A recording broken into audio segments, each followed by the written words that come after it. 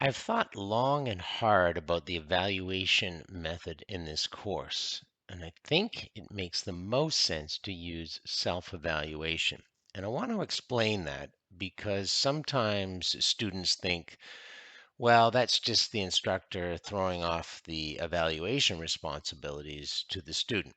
And that isn't the case in this course because I will be looking at your reflections and giving you feedback, as will the TA, to ensure that we're focusing on learning in a growth mindset.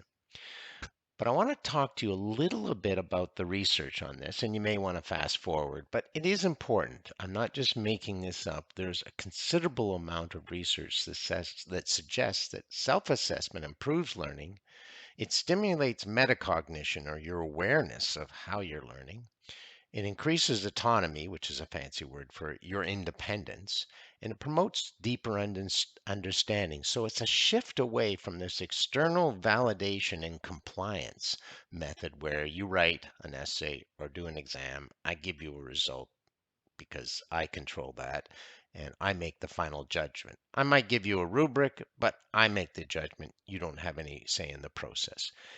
And I think, and so does the research, that that's not necessarily the most effective approach to support learning.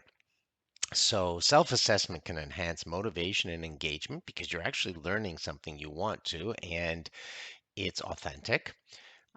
You prioritize learning over ranking. You cultivate critical thinking, self regulation, and most importantly, a growth mindset. You don't just get a grade and give up and say, I did well or I didn't, or I'm great or I'm no good at this.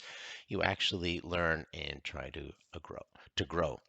I'm going to go over the key areas of this because it's probably a little fuzzy for you, but I assure you that this is a well supported method in the literature, and I think it will help support our learning, particularly in this course where the goal is to have you explore and play and learn how to use Gen AI effectively, but also to learn its limitations.